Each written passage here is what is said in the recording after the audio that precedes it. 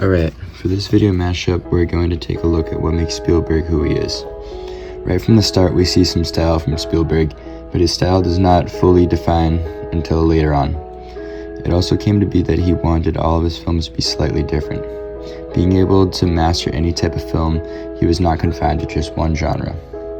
It is interesting that in one of his interviews he said, "I think every movie I've made after Indiana Jones, I've tried to make every single movie as if it was made by a different director, because I'm very conscious of not wanting to impose a consistent style or subject matter that is not necessarily suited to that style." Spielberg can encompass many different genres and evoke a vast variety of feelings. He is really good at that. He still has a little trademark of his that can come to mind. First off, we're going to start with the Spielberg face. I would say that in all of his movies, there's this point where it comes to a close-up, dolly zoom, where we can see the character staring straight ahead.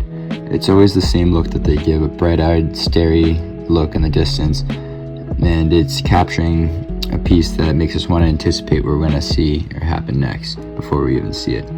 That really draws us in, and Spielberg is notably a master for audience manipulation. He uses these techniques to make us feel a certain way. He shoots with different camera angles, often favoring low angles, looking up as if it was the perspective of a child, or sweeping wide moving shots. Moving shots is generally what Spielberg likes to do. Spielberg has done a lot of work with John Williams. I would call them partners in crime because these two have done over 20 movies together. The film score is the music that plays while we watch it. Thinking of some of the great movies they've done together, they've done Jaws, Close Encounters, Jurassic Park, E.T. You can listen to all these things in your head without even having to play the movie. You could just hear the sounds already going. These are memories that we're going to have for a lifetime, thinking about things like the song of E.T. Spielberg also has another trademark called the Spielberg Oneer. It is when the director takes a shot and continues it for a longer time than normal.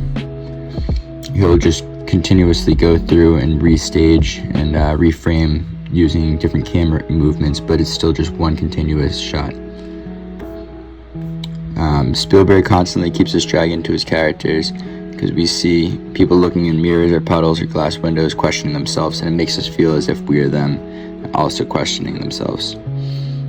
Spielberg had a lot of family issues growing up, and this reflects onto his own films because his parents had gotten a divorce, and it shows all of his films with broken family lives. He didn't have the greatest relationship with his father, so he used E.T. as a reflection, in a sense, to show the loss and goodbye of a friend that you don't want to say goodbye to. Spielberg puts a huge emphasis on children. He brings us back to our childhood, making us feel like we're in the movie. Usually things are happy and cheerful, but sometimes they get put in situations that are dangerous or scary, or maybe how they have a special power and they could see things. Spielberg also always puts emphasis on the supernatural world and alternate realities. That's all. Thank you.